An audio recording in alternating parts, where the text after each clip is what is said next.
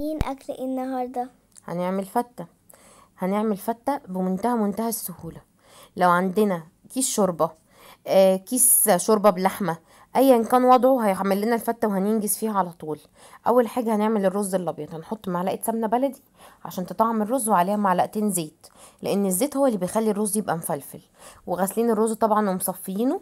هنقلب الرز ونشوحه. النص كيلو رز بياخد نص معلقة ملح ابيض. أوكي. تمام كده.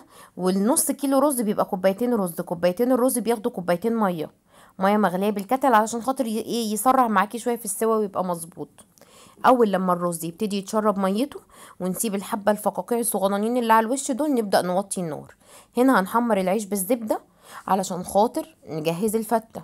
قطعنا العيش وحطينا عليه معلقه سمنه بلدي كبيره عشان نبقى إيه، يبقى محمص كده ومقرمش وجميل. ومقرمش، حمرناه. ونحطه تاني طبقة يعني مع الفتة. ركناه على جنب، ونقوم نجيب عشان خاطر نعمل الطشه بالتومه. حطيت هنا، ما تغلطيش غلطتي ان انا سبت السمنه سخنت قوي، فاول لما نزلت التوم لون على طول. لا، انت بس سيحي السمنه بس بسيط ونزلي التوم وسيبيه ياخد وقته في التحمير. اول لما يبقى لون التوم ذهبي، ننزل بفنجان خل ابيض عادي، معلقه كبيره بتاعه الاكل دي ننزلها كزبره، او معلقتين من معلقتين الشاي كزبره ناشفه، ونديله غلوة بالخل.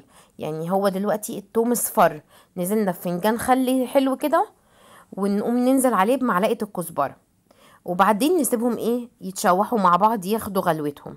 نكون احنا مجهزين الطماطم اللي احنا ضربينها في الخلاط او اللي كانت متسبكة ايا كان وضعها.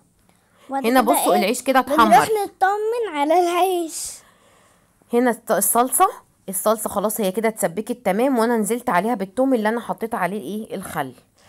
في نفس الطاسة بتاعت الثوم اللي فيها الخل دي انا هحمر السمنة، وعشان السمنة ما تطرطش عليكي وتتعبك وتزهقك في تحميرها اللحمة بالسمنة، وطي النار خالص وغطيها وسيبيها، وهي هتتحمر وهتبقى زي الفل على فكرة، ومن غير طرطشة، بس طول ما انتي موطية النار. طبق سلطة خضراء مش محتاج يعني ان انا اشرحه ولا اوصفه. هنحط طبقة العيش، وننزل بتلات او 4 كوبش شوربة مغلية. لازم تبقى الشوربة مغلية، وهاخد معلقتين من معلقتين الفتة اللي هي الصلصة بالثوم دي على الشوربة قبل ما انزل بيها، او احطها على العيش، كل واحد وطريقته زي ما يحب يعملها. بس ما تكتريش الشوربة على العيش، عشان ما يبقاش هتبقى طعمه مي قوي، غير لما يبقى الشوربة مش كتير بيبقى طعمه حلو. ونقوم ننزل بالرز عادي، الرز الابيض ما حطيتش على الرز الابيض غير ملح بس، والصلصه ما حطيتش عليها غير الكزبره والملح والفلفل الاسود بس، ما حطيتش حاجه تاني. كتر البهارات بتضيع طعم الاكل.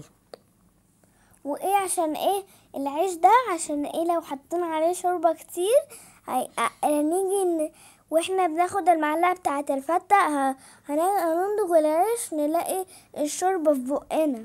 صح.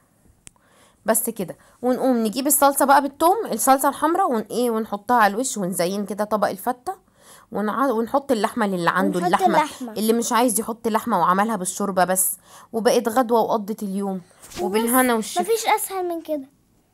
ومفيش اسهل من كده.